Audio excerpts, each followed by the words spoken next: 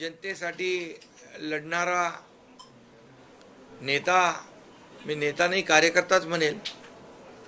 कार्यकर्त्यासाठी कार्यकर्त्यांनी लढायचं असतं आणि कार्यकर्त्याच्या भूमिकेतून बच्चू भाऊंनी गेले अनेक वर्ष अगदी अपक्ष म्हणून देखील ते निवडून आले आणि अनेक प्रश्नांना न्याय मिळवून घेतला. कर्जमाफीचा देखील प्रश्न जो होता त्यावेळी देखील मोठं आंदोलन त्यांनी राज्यात उभं केलं आणि मुख्यमंत्री महोदयांनी अजितदादा त्यावेळेस होते कर्जमाफीचा देखील आम्ही निर्णय त्यावेळेस घेतला.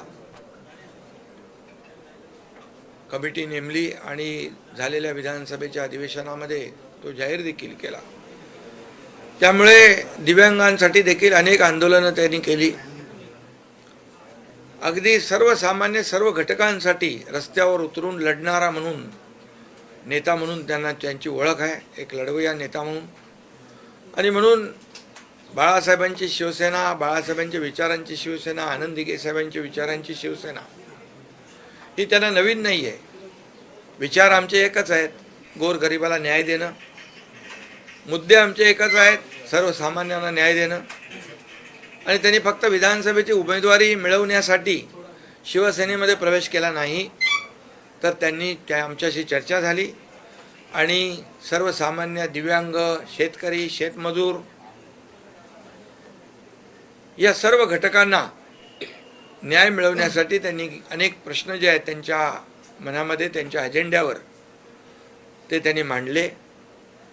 आणि आमचं महायुतीचं सरकार देखील सर्वसामान्यांचं आहे, गोरगरिबांचं आहे, कष्टकऱ्यांचं आहे, शेतकऱ्यांचं आहे, दिव्यांगांचं आहे. आणि म्हणून आमची भूमिका एक आहे.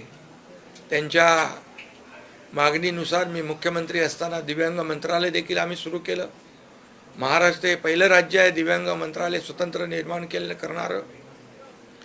असे अनेक निर्णय त्या काळातही घेतले. मुख्यमंत्री पदाच्या माझ्या आजही आपण आताच्या काळात देवेंद्रजींच्या काळात देखील घेतोय.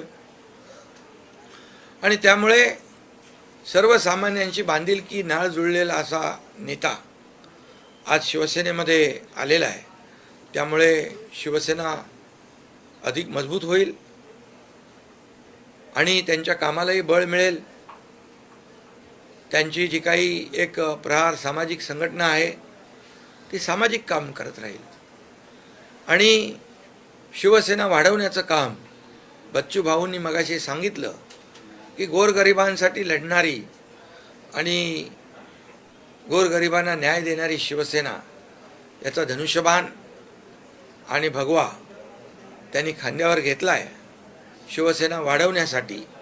आणि शिवसेना वाढली की सर्वसामान्य कार्यकर्ता, सर्वसामान्य गोरगरीब याला न्याय मिळतो याचा विश्वास त्यांना आहे. आणि म्हणून या विश्वासाने त्यांनी आज शिवसेनेमध्ये सामील झालेले आहेत. त्यांचा विश्वास सार्थ ठरवण्याचं काम आमचे सर्व लोक या ठिकाणी करतील असा विश्वास मी या ठिकाणी देतो. आणि आपल्या सगळ्यांना माहीत आहे की गेले अनेक वर्ष एकनाथ शिंदे राजकारणामध्ये सर्वसामान्य लोकांच्या प्रश्नांना न्याय देण्याचं काम केलंच आणि सर्वसामान्यांच्या पाठीशी उभं राहण्याचं काम देखील केलं. या महाराष्ट्राला पुढं नेण्याचं काम देखील आपण करतोय. आज शिवसेनेमध्ये तळागाळातले कार्यकर्ते, विविध भागातले कार्यकर्ते येत आहेत. हे खरं म्हणजे शिवसेनेकडे एक वेगळ्या आशेने, विश्वासाने लोक पाहत आहेत. आणि म्हणून मुद्दे घेऊन, विचार घेऊन या ठिकाणी बच्चू भाऊ आलेत. मी त्यांचं पुन्हा एकदा स्वागत करतो. त्यांना मनापासून त्यांच्या पुढच्या वाटचालीत शुभेच्छा देतो. विधान परिषदेसाठी अवघे फॉर्म भरण्यासाठी अवघे 2 तास उरलेले आहेत. बच्चू भाऊंचं नाव जवळपास निश्चित झालेलं आहे. दुसरा उमेदवार नेमका कोण हा सस्पेन्स अजून कायम आहे. तो नेमका कोण आहे आणि हा सस्पेन्स लवकरात लवकर आपण किती वाजेपर्यंत आहे? 3 वाजे शेवटचे 2 तास उरले. मग 3 वाजेपर्यंत आहे. तुम्हाला तिकडे लगेच 3 वाजेच्या आत कळेल. साहेब, घोषणा महत्वाची आहे. महाराष्ट्राचं लक्ष लागून राहिलेलं आहे. शिवसेना दुसरा उमेदवार कोण देतं याकडे सर्वांचं लक्ष आहे. तुम्हाला आताच सांगून टाकू काय? हो. एक आहेत आमचे बच्चू भाऊ कडू आणि दुसरे आहेत नीलमताई गोरे. ते दोन्ही लोकांचे आता आम्ही फॉर्म भरू. काल संध्याकाळी सर्व पदाधिकारी आम्ही बसून या ठिकाणी निर्णय घेतला. नीलमताई देखील उपसभापती म्हणून त्यांनी अनेक वर्ष चांगलं काम केलेलं आहे आणि विधान परिषद सभागृहामध्ये अनेक उपक्रम देखील त्यांनी राबवलेले आहेत. त्याचा देखील संघटनेला फायदा झालेला आहे आणि एक विविध क्षेत्रामध्ये महिलांवर जिथे अन्याय होतो त्या भागामध्ये धावून जाण्याचं काम नीलमताईंनी केलं आहे. आणि आज बच्चूभाऊंच्याबद्दल तर मी सगळं सांगितलेलं आहे. तिसरा उमेदवार नेता हा सवाल होता. महायुतीकडून तिसरा उमेदवार दिला जाणार आहे का? कारण वडेट्टीवार यांनी मुख्यमंत्र्यांची काल रात्री जाऊन भेट घेतलेली, त्यातही 2 गट झालेले. महाविकास आघाडीत बिघाडी झाली. तुम्हाला 3 वाजता बघा, 3 वाजेपर्यंतच फॉर्म भरायची अंतिम वेळ आहे ना, त्यामुळे 3 वाजता सगळ्या गोष्टींचा खुलासा होईल. निरोपाचं आक्रमक भाषण फळाला आलं का? नाही बघा, नीलमताईंनी काम केलेलं आहे. त्या आमच्या सोबत आल्या. जो आम्ही उठाव केला राज्यामध्ये, राज्याला प्रगतीपथाकडे नेण्यासाठी, त्यावेळेस बच्चूभाऊ देखील आमच्या सोबत होते, खांद्याला खांदा लावून होते. त्यामुळे शेवटी कार्यकर्ता हा काम करत असतो आणि मी पक्षप्रमुख जरी असलो, मुख्य नेता जरी शिवसेनेचा असलो, तरीसुद्धा मी एक कार्यकर्ता म्हणून काम करतो. त्यामुळे जे काम करतायत कार्यकर्ते, त्या कार्यकर्त्यांकडे माझं लक्ष आहे.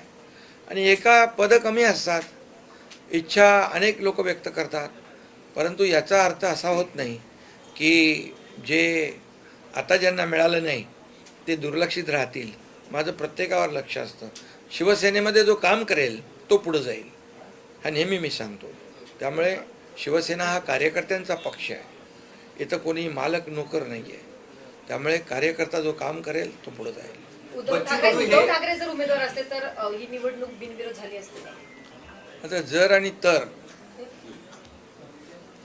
राजकारणामध्ये जर आणि तर, आता ते 3 वाजेपर्यंत आपल्याला कळेल. उद्धव ठाकरेंनी अचानकपणे एक्झिट घेतली आणि अंबादास दानवेंना संधी दिलेली आहे. कुठेतरी भीती होती की ते आता तुम्ही त्यांना विचारायला पाहिजे. नाना पटोले म्हणतात की काँग्रेसचा उमेदवार विधान परिषदेवर नाराजी झालेली पाहायला मिळते आणि त्यामुळे काँग्रेस उमेदवार देणार असं ठरलं आणि काँग्रेसच्या नेत्यांनी उमेदवारीमुळे महाविकास आघाडीमध्ये फाटाफूट होण्याची शक्यता. अरे आता आघाडीमध्ये कितीतरी वेळा आता बिघाडी झालेली आहे.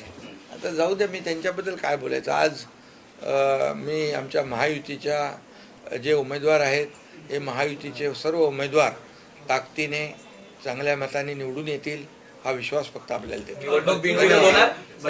शेतकऱ्यांचं नेतृत्व करतात, त्यामुळे त्यांच्यावर काही वेगळी जबाबदारी देणार आहेत. आणि त्यांची जी संघटना आहे ती संघटना स्वतंत्र राहणार आहे की ती शिवसेनेत असणार आहे? ती आता शिवसेनेशी संलग्न आहे आणि ती एक सामाजिक संघटना आहे, राजकीय संघटना नाही आहे. त्यामुळे सामाजिक काम देखील जे आहे तेही सुरू राहिलं पाहिजे. आणि त्यांनी स्वतः मगाशी सांगितलं की शिवसेना ही राजकीय संघटना आहे आणि बाळासाहेबांच्या विचारांनी प्रेरित झालेली संघटना आहे. शिवसेना वाढवण्याचं काम गावागावामध्ये महाराष्ट्रभर ते करतील आणि याचा फायदा शिवसेनेला होईल. निवडणुका विधान परिषदेच्या या बिनविरोध होतील की कार्यक्रम ठरलाय अशी चर्चा आहे की